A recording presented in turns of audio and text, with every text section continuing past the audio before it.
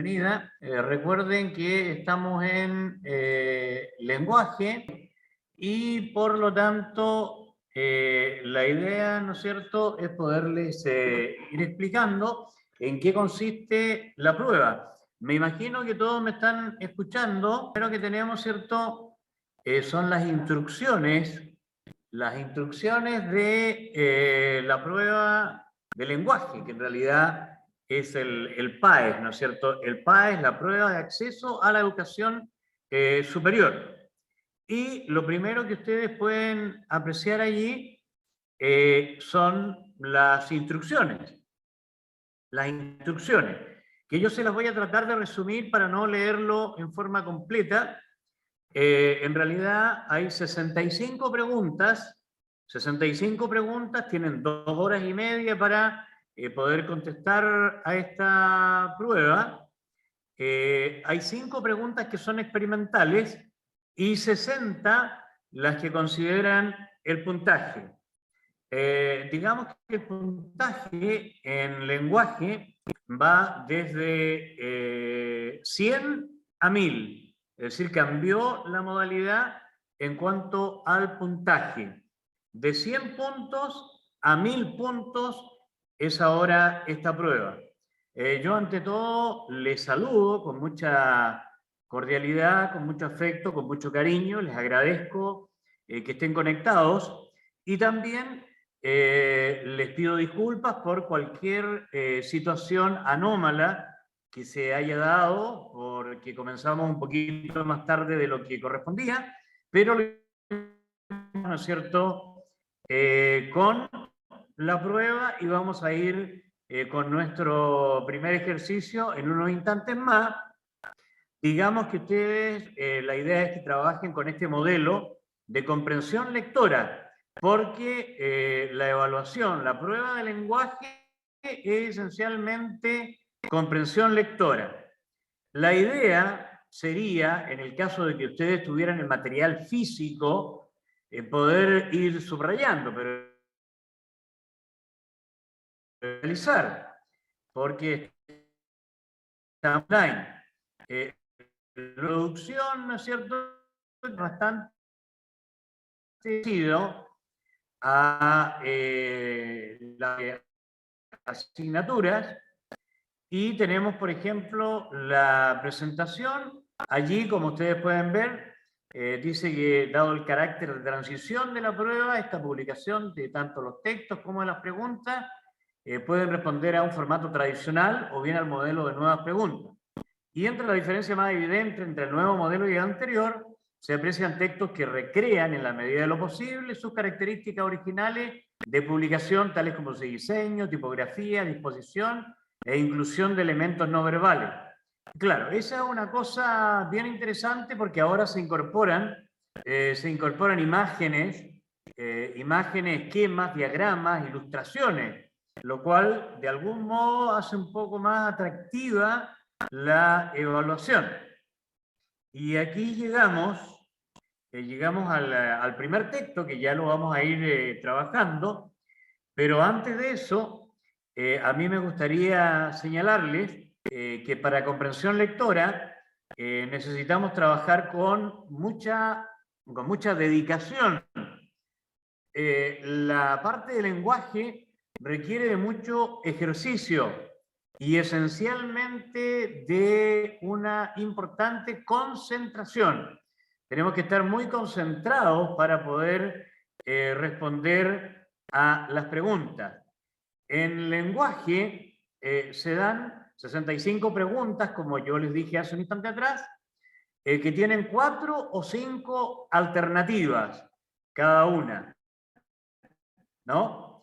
Ahora, lo interesante de esta prueba es que muchas de las respuestas están en el texto. De allí la concentración. Hay que estar muy concentrado para poder ir tratando de entender, de interpretar, ¿verdad?, cada una de las preguntas que posteriormente se van a presentar. Pero, como estamos en lenguaje, lo primero que hay que hacer es, obviamente, poder leer, ¿no es cierto?, nuestro texto. En este caso se llama definición del problema y es el primer texto que tenemos. Yo imagino que ustedes me están escuchando bien hasta este minuto y eso sería bueno poderlo ratificar. Bien, voy a pasar a ir leyendo paulatinamente este texto, de manera paulatina, para que lo podamos ir internalizando. Yo me voy a ir deteniendo en algunos aspectos que puedan ser esenciales. Por ejemplo, comienza este texto que es definición de problema, ¿no? De la siguiente manera. Un problema es todo aquello cuya solución se desconoce. Y ya en la primera línea nos está entregando un dato que es muy importante. Un problema es todo aquello cuya solución se desconoce. Por eso es un problema. Ese desconocimiento puede ser para un grupo de personas o para la humanidad. Por ejemplo, el procedimiento para colocar un hombre en la Luna ya no es problema para los Estados Unidos, pero sí para el resto del mundo. La curación del SIDA o del cáncer son problemas de la humanidad. Nadie ha resuelto estos problemas aún, todavía no están resueltos. La contaminación del medio ambiente sigue siendo también un problema para la humanidad, aunque se hayan planteado soluciones parciales al mismo. Nos está dando allí una especie de introducción a la temática. Hay problemas de diversa índole, de diverso tipo, matemáticos, físicos, sociales, abiertos, cerrados, imposibles de resolver, con soluciones variadas, entre otros. Para encontrar la solución a un problema es necesario emplear los niveles más altos de la taxonomía del conocimiento, es decir, nuestra inteligencia, nuestra capacidad, desde lo más sencillo hasta lo más complejo, desde el nivel de análisis, dice el texto, hasta el de diseño, pasando por el de evaluación.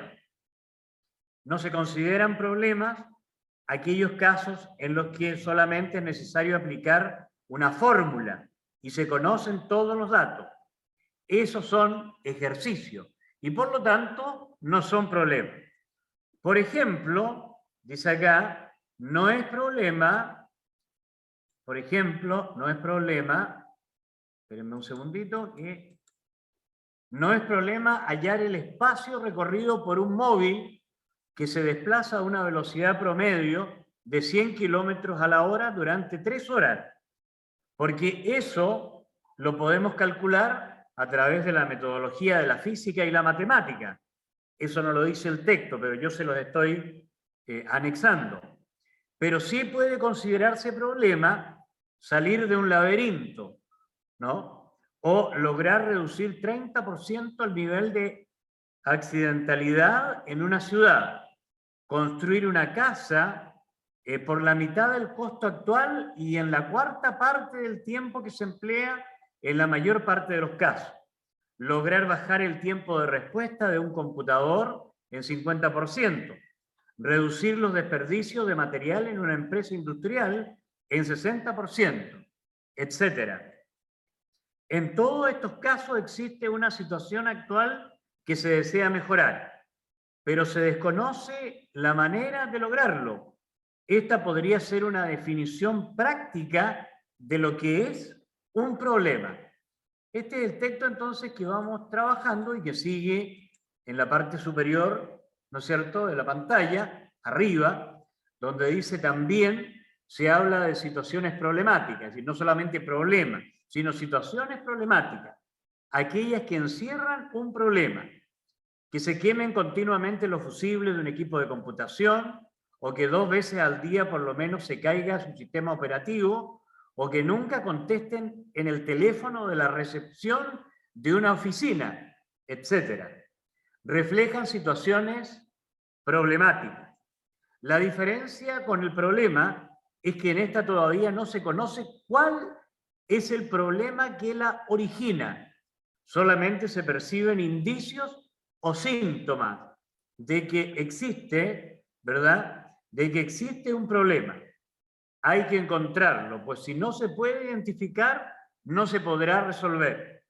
Ahí nos va dando una pequeña diferenciación entre problemática y problema. Adicionalmente, se señala acá, ¿verdad? Disculpen que baja como muy rápido esto, pero adicionalmente, en ingeniería y en otras áreas del quehacer humano, se presentan situaciones o oportunidades que guardan alguna relación con los problemas. La globalización de la economía ha cambiado muchas reglas de juego en el comercio mundial, en la ingeniería de proyectos, etc. Y hay situaciones nuevas que pueden conducir a resultados inesperados.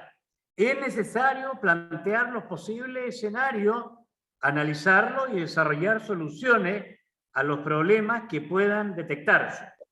Con base en lo anterior, podríamos establecer las clasificaciones que muestra el cuadro 8.1. Este cuadrito que tenemos aquí, ¿cierto?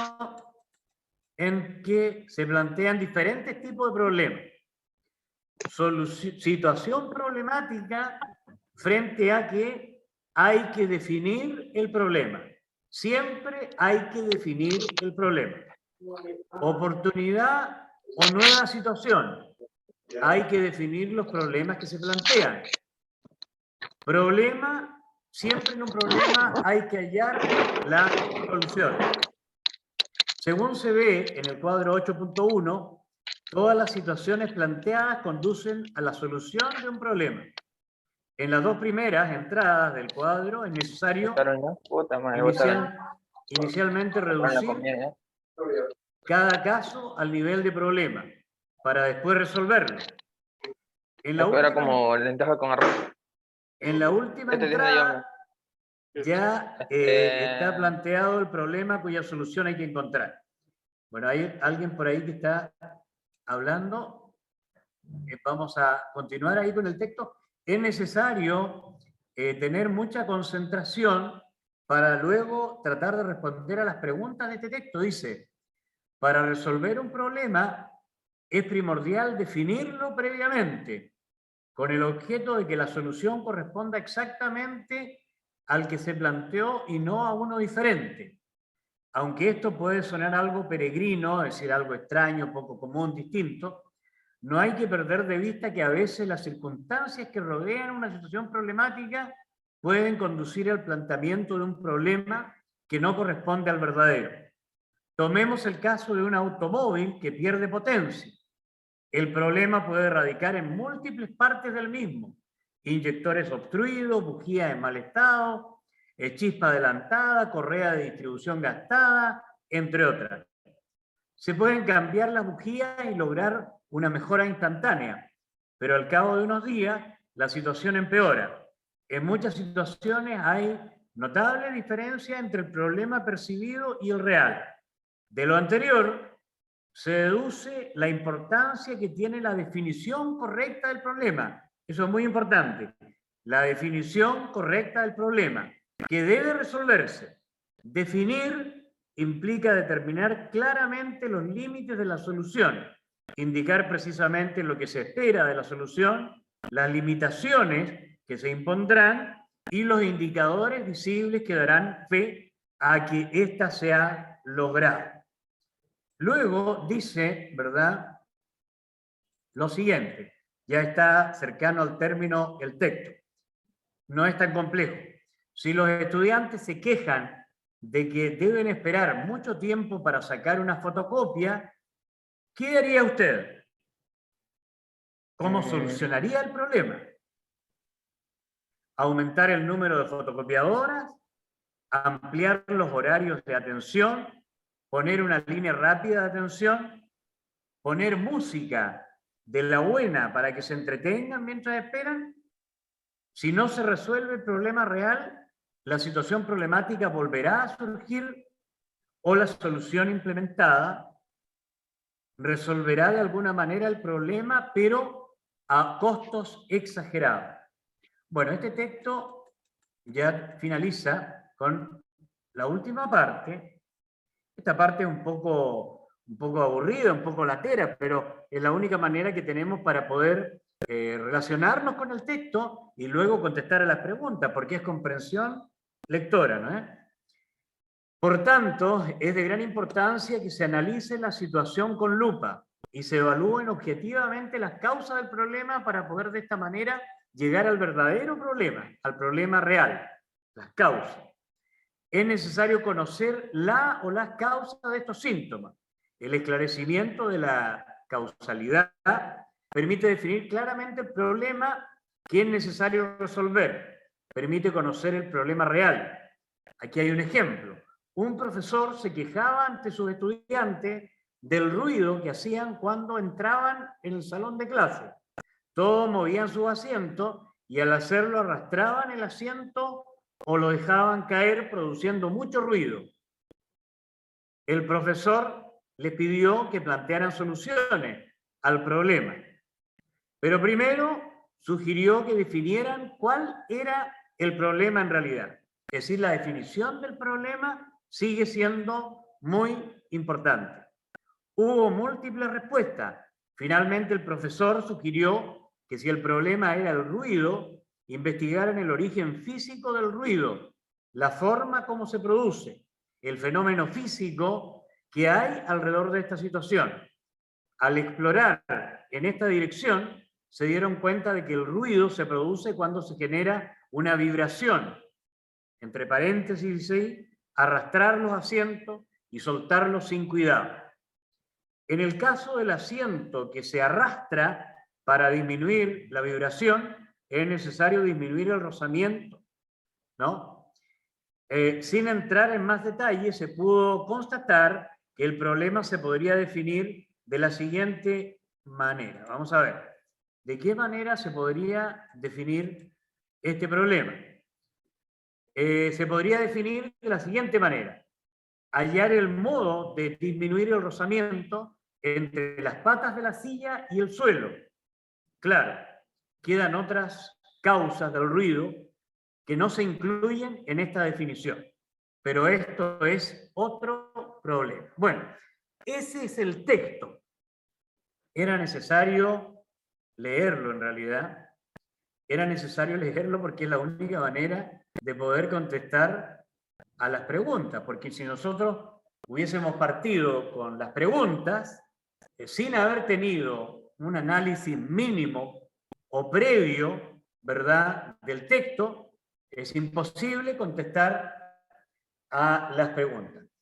Voy a ver el chat aquí y aquí seguramente el profesor me va a ayudar en el caso de que después no pueda volver, pero aparentemente está todo bien. Verónica Cortés, Verónica, ¿cómo estás, Vero? Me dice sí. Y Luis Alonso Vicaño también plantea levantar la silla, que es lo que produciría hipotéticamente el ruido. Pero todavía no hemos comenzado con las preguntas, que comienzan justamente ahora. Ahora sí ya entramos a la etapa de las preguntas, digamos. Pero les vuelvo a reiterar, es muy importante concentrarse, leer el texto con mucha atención, porque ahí están las claves de las respuestas. De lo contrario, si no estamos concentrados, evidentemente eso nos va a perturbar y nos va a perjudicar para poder dar respuesta a las preguntas. La concentración esencial. Ahora, hay preguntas explícitas y preguntas implícitas. ¿Qué significa eso? Las explícitas, que son la mayoría, son las que están en el texto. Es decir, nos hacen preguntas acerca de lo que está en el texto. Vamos a un ejemplo concreto. La primera pregunta. La primera pregunta nos dice, de acuerdo con el texto, ¿cuál de la siguiente o de los siguientes enunciados es falso en relación a los problemas? ¿Cuál es falso? Veamos la alternativa. La letra A. En algunos problemas hay más de una solución. Letra B. En algunos problemas la solución ya es conocida. Letra C. en algunos problemas solo se presentan soluciones parciales. Y la letra D, en algunos problemas no coincide lo percibido y el problema real. ¿Cuál de estas cosas es falsa, de acuerdo con lo que hemos leído? Por ejemplo, yo les decía, al comenzar a leer el texto, le decía que la primera línea, por ejemplo, es muy clave, porque nos dice, un problema es todo aquello cuya solución se desconoce, ¿no es cierto? ¿Se acuerdan? Yo les decía que esa primera línea era muy importante. Entonces, las alternativas nos plantean algo relacionado con esa primera línea, ¿no? ¿Cuál sería falsa de acuerdo al texto que hemos leído, ¿no? De acuerdo a lo que hemos leído, en algunos problemas hay más de una solución. Efectivamente, en algunos problemas hay más de una solución. En algunos problemas la solución ya es conocida. Si la solución es conocida, pasaría que no sería un problema. La letra C, en algunos problemas solo se presentan soluciones parciales. Efectivamente, como vimos en un ejemplo, se presentaban soluciones parciales. En algunos problemas no coincide lo percibido y el problema real, ¿no? Eso también aparece implícito en el texto. Entonces, en realidad yo, al conversarles esto, ya le dije cuál era la respuesta correcta. Y en este caso se las voy a plantear. La correcta en esta número 1 sería la letra B. En algunos problemas la solución ya es conocida. No, no es conocida. Y vuelvo a la primera línea. La primera línea. Un problema es todo aquello cuya solución se desconoce. Por lo tanto, si la letra B nos dice que es conocida, eso sería falso. ¿Ya? ¿Se da cuenta? Entonces la pregunta número 1, de acuerdo con el texto, ¿cuál de los siguientes enunciados es falso en relación con los problemas? Sería la letra B, B de blanco. En algunos problemas la solución ya es conocida, eso es falso. Bueno, lo importante es que ustedes van a tener la posibilidad de acceder a este video, a lo que estamos haciendo ahora, o van a poder también tener la posibilidad de volver a ver el texto con más calma, porque se requiere, como les reitero, mucha concentración, y ahí se van a poder dar cuenta rápidamente de que la número 1, la alternativa correcta es la B. Si pasamos a la número 2, espero que me estén escuchando bien, la número 2 dice, ¿cuál de los siguientes casos no corresponde a un problema? Según el texto, de acuerdo al texto que leímos, ¿cuál no sería un problema? Letra A, calcular la distancia recorrida por un automóvil.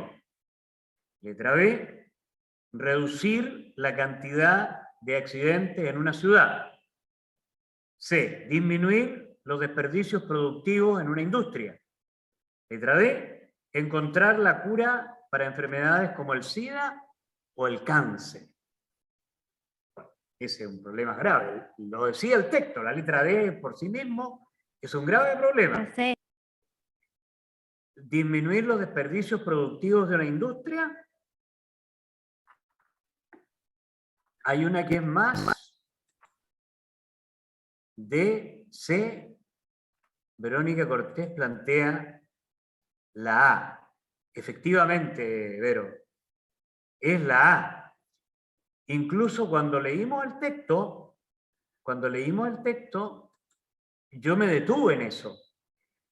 Calcular la distancia recorrida por un automóvil. Les dije, eso lo soluciona la física y la matemática, ¿se acuerdan? Porque si un automóvil va a una cierta velocidad, en una cierta distancia, la asignatura de física y la matemática a través de una fórmula inmediatamente nos permite, ¿verdad?, tener la solución. Es decir, no es un problema, es un ejercicio. Esa es la idea, ¿no es cierto? No es un problema, es un ejercicio de la física. Calcular la distancia recorrida por un automóvil en realidad no es un problema. Los otros tres sí. Los accidentes, los desperdicios productivos, no se ha logrado todavía. Encontrar la cura para enfermedades tampoco. ¿Se dan cuenta? Bueno, pero paulatinamente vamos a ir colocando atención, ¿cierto? Y pudiendo ir resolviendo más claramente y más rápidamente los textos de comprensión lectora. Lo importante es que ustedes pudieran, ojalá, volver sobre este texto en algún minuto. Creo que ustedes lo tienen, ¿cierto?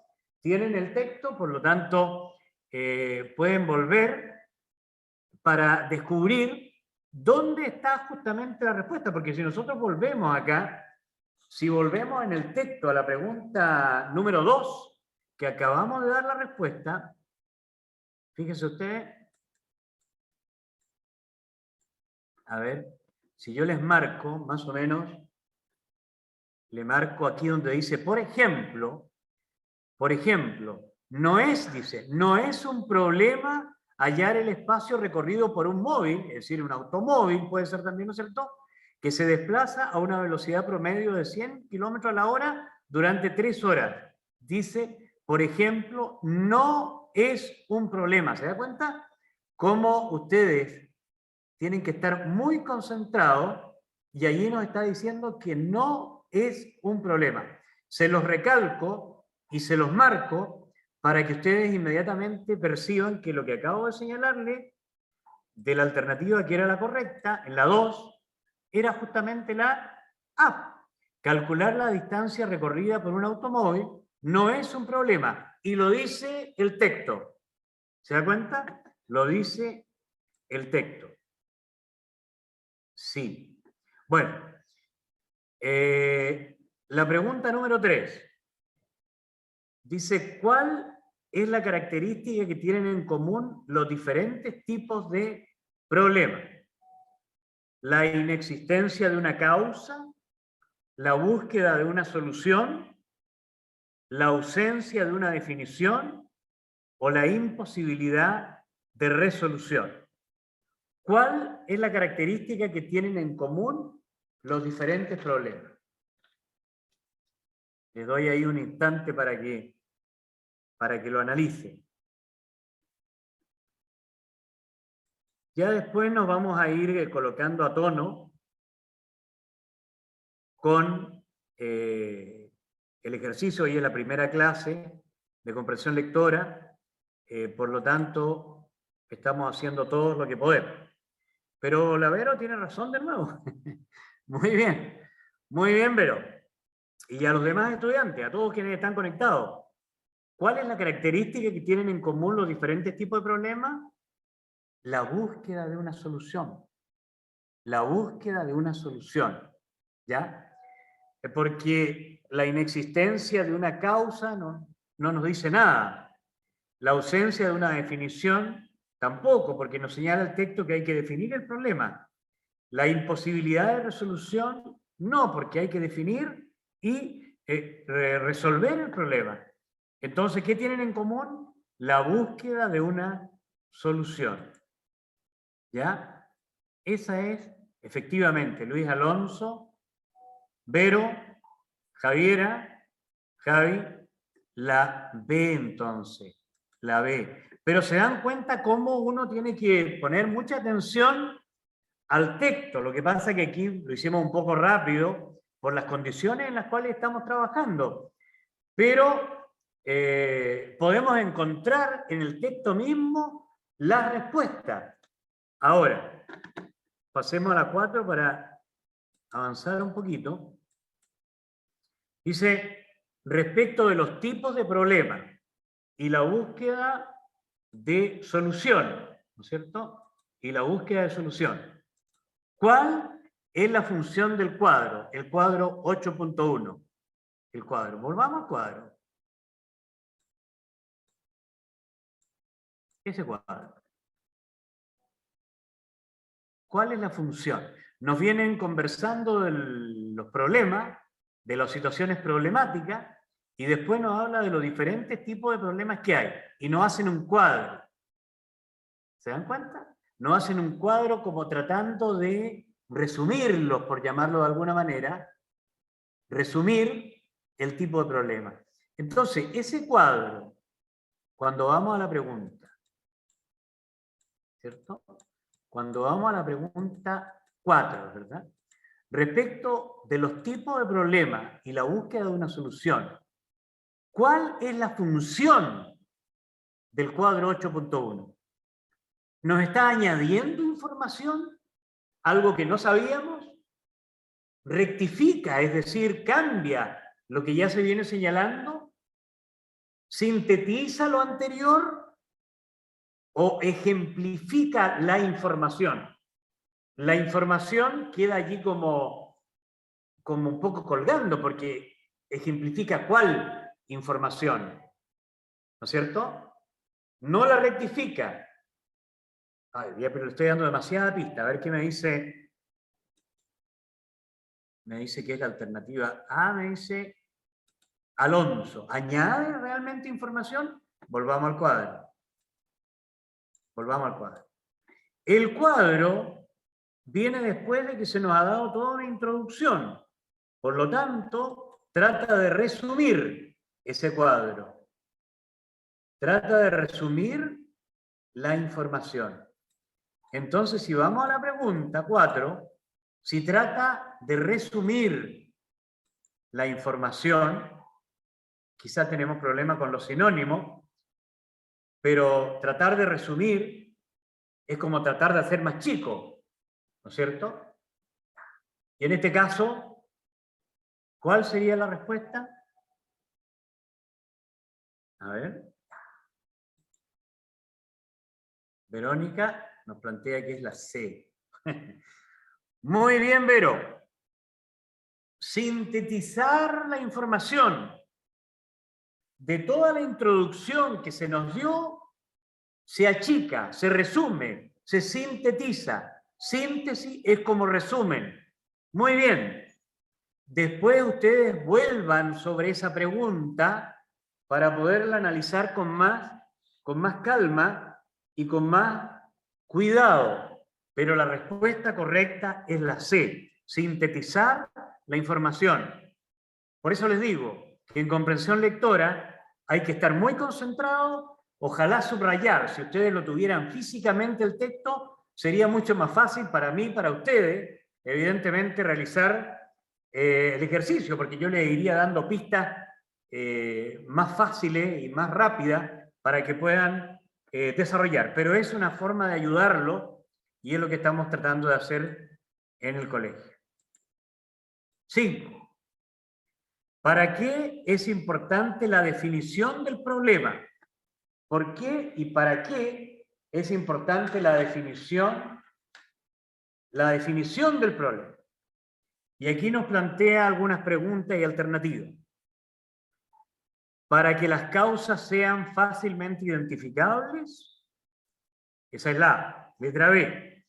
Para clasificarlo correctamente según su índole. C. Para que la solución propuesta sea la adecuada. O la letra D. Para aumentar el conocimiento en ese quehacer. Y estamos ahí en la pregunta 5. Igual pensándolo analíticamente y deduciendo, ustedes interpretando, ¿para qué es importante la definición del problema? ¿Para qué yo defino el problema? ¿Qué es lo que quiero lograr? ¿Qué es lo que quiero lograr definiendo el problema? Que las causas sean fácilmente identificables, clasificar correctamente el índole del problema, o que la solución propuesta sea la adecuada, o para aumentar el conocimiento en este tema. ¿Para qué defino? A ver, veamos.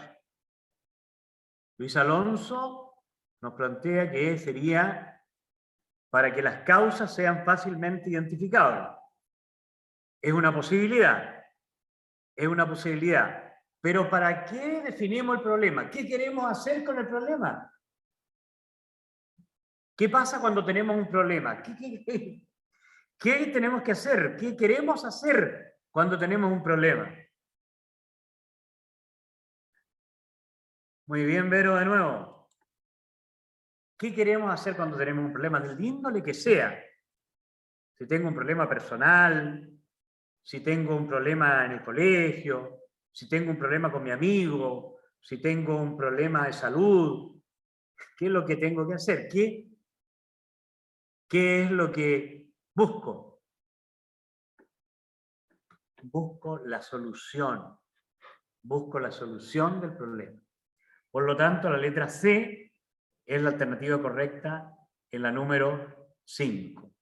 Es importante definir el problema para que la solución propuesta sea la adecuada. Muy bien, Vero. Y a todos muy bien por estar conectados y trabajando. Más adelante se nos va a hacer un poquito más sencillo.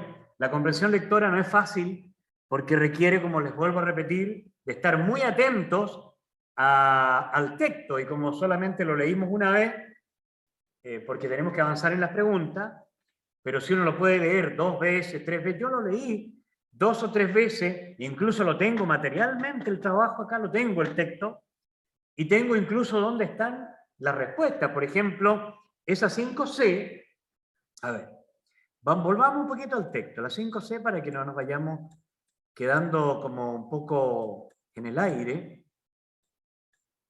A ver, la 5C la tenemos en donde dice, para resolver un problema es primordial. A ver, de nuevo. Acá.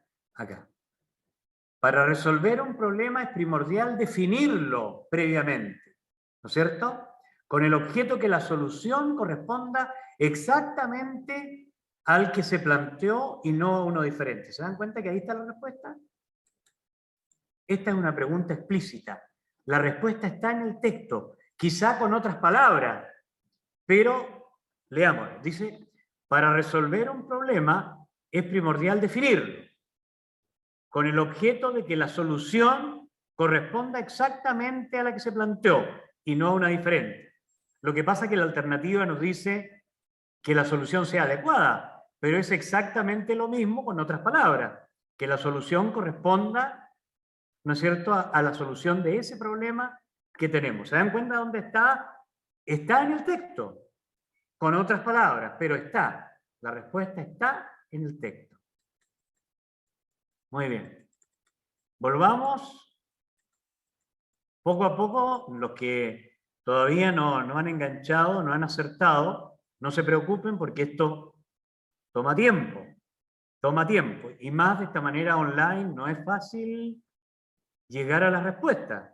Así es que no se preocupen, tengan paciencia y tengan la certeza de que van a mejorar, que eso es lo importante. Ahora, no nos sirve solamente este trabajo online. Tenemos que ir a un trabajo directo con textos de comprensión lectora. En algún minuto en nuestras clases vamos a tratar de hacer eso para que ustedes físicamente también trabajen esto. Estamos en la hora, me dicen mucho, una pena.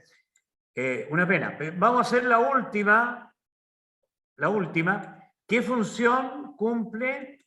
Algo avanzamos. ¿Qué función cumple el siguiente párrafo en el texto?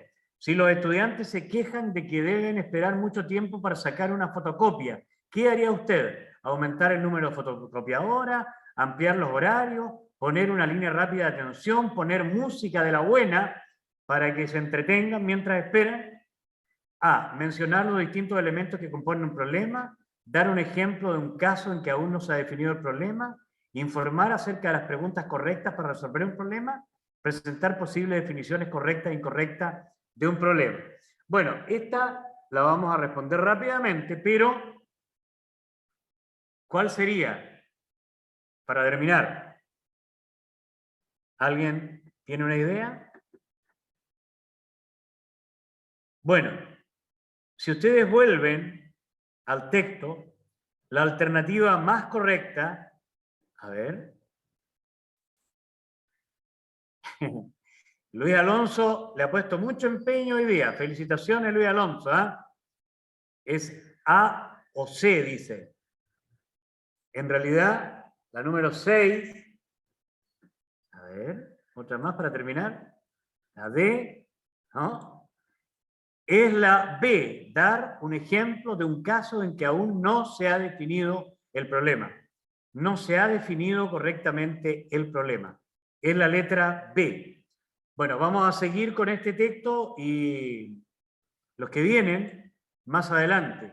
Pero ustedes tienen la oportunidad de seguirlo realizando en su casa, entrar, ¿no es cierto? Después vienen textos que tienen diagramas, que tienen dibujos, que son bastante entretenidos también. Bueno, pero vamos a volver porque ya estamos en el tiempo, así que tenemos que cerrar.